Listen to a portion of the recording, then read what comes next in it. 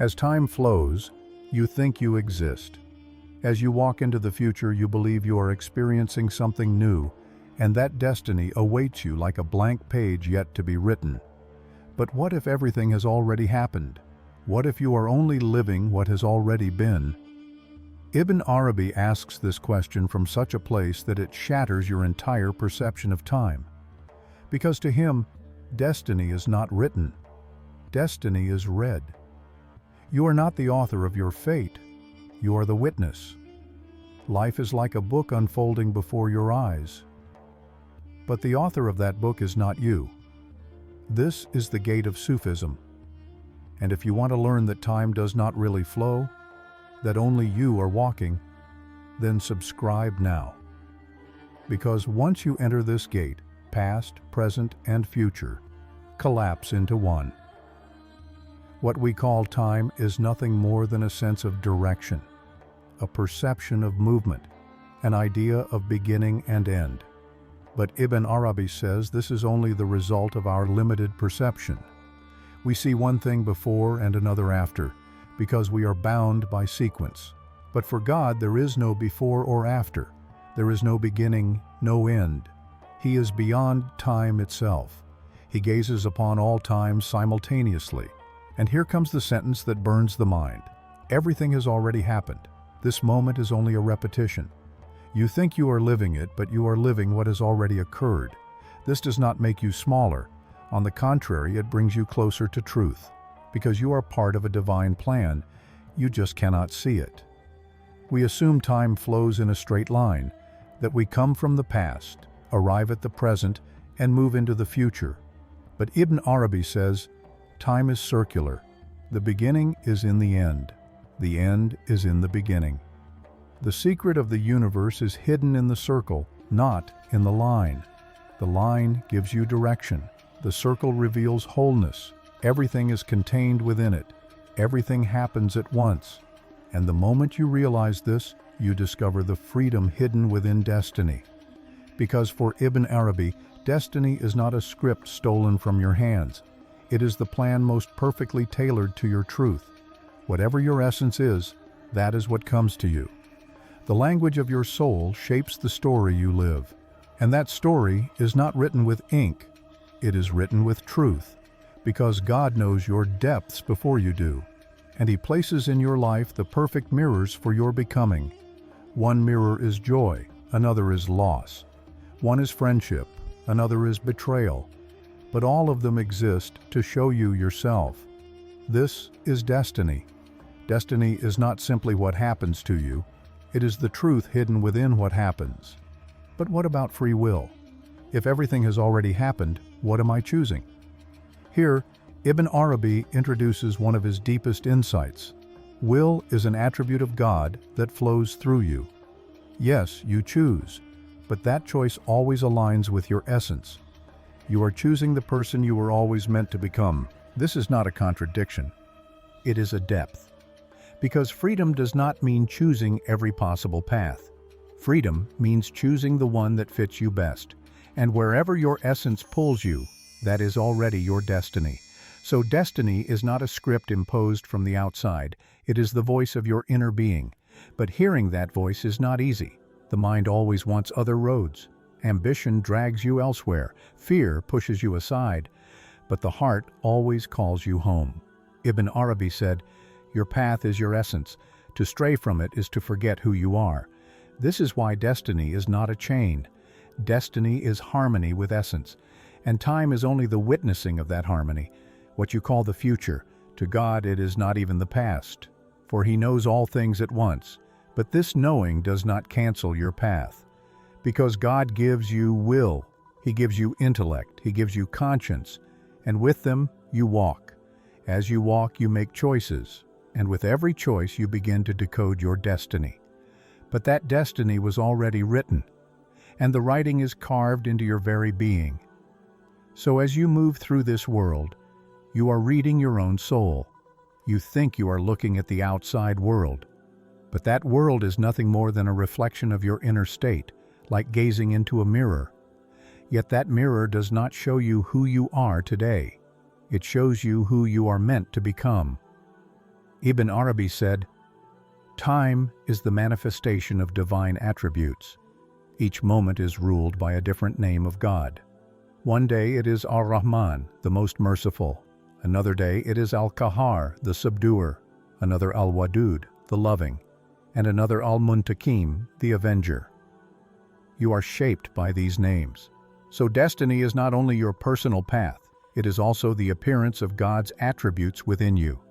This is why every experience you live is a teaching, and that teaching becomes visible through the flow of time. But you think you are living it. In truth, everything has already happened. You are only witnessing. And as you witness, you begin to understand. And as you understand, you return to yourself. As time flows, you think you are learning. But reality is hidden outside of time. One of Ibn Arabi's greatest secrets is this: becoming is not change, it is awareness. You are not transforming, you were always yourself. You just did not realize it. What you call life is the process of awakening that reveals you to yourself. That is why time is not about transformation, but about recognition. And destiny is the book of that recognition. As we said in the first part, everything has already been written, but that writing is hidden in your heart. The perfected human, the Insan al-Kamil, is the one who can read that hidden script. The one who can read it is the one who truly knows their destiny and lives its depth. But how does one reach this knowledge? According to Ibn Arabi, the knowledge of truth does not come from the outside. It is not memorized. It is not grasped by mere reading. This knowledge comes through unveiling, kashf. An inner veil is lifted, and when you begin to see, time itself breaks, because past, present, and future all appear to you through the same window. The one who experiences this no longer rushes, no longer fears, no longer clings to the future, because they know everything has already happened. And this knowing is not negligence.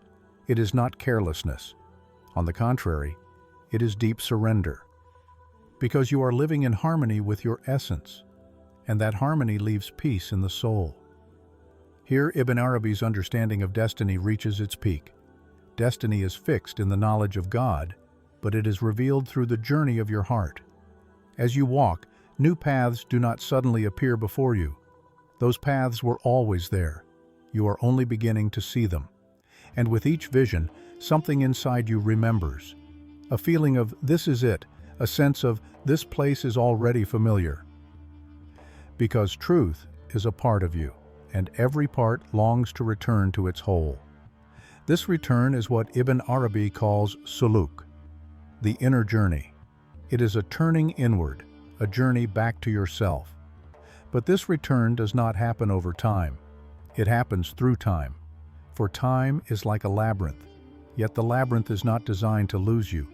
It is designed to bring you back.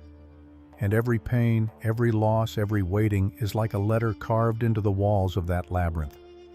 If you learn to read them, you will not be lost. This is why Ibn Arabi, when speaking of time, always pointed to the present moment, because the present is the most real state of existence. There is no past, there is no future, there is only now, and the now is the place where God is most present.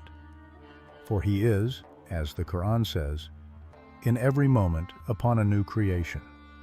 Each instant is a new becoming, a new birth, a new attribute, a new meaning. If you remain in the present, you will find Him. If you dwell in the past, you drown in guilt. If you run to the future, you burn in anxiety. That is why the present is sacred, and destiny unfolds in the now. What you call, "This is my destiny," is in fact only your current perception. If the perception changes, the path changes. If the path changes, the writing is read in a new way. Because even though what has been written is fixed, your way of understanding it is infinite. For Ibn Arabi, truth itself does not change, but its reflections. Reflections are always changing. And as you watch those reflections, you are in fact watching yourself. That is why the Insan al-Kamil, the perfected human, is the one who surrenders to destiny, yet also the one who lives with full awareness of it. He walks, he knows, he feels, he remains silent, he weeps. But within him a secret smile rises, because he knows, this too shall pass. Because he knows, this too was written. And what is written is beautiful, because the one who wrote it is beautiful. The greatest pain that befalls you is in truth a birth, a breaking, a rebuilding. For destiny sometimes destroys in order to build. Sometimes it takes in order to give. Sometimes it silences in order to make you hear. These divine paradoxes transform time from a mere measure into a bearer of secrets. Time is no longer a calendar, it becomes a map. And on this map, you cannot be lost, because the compass within you has begun to turn.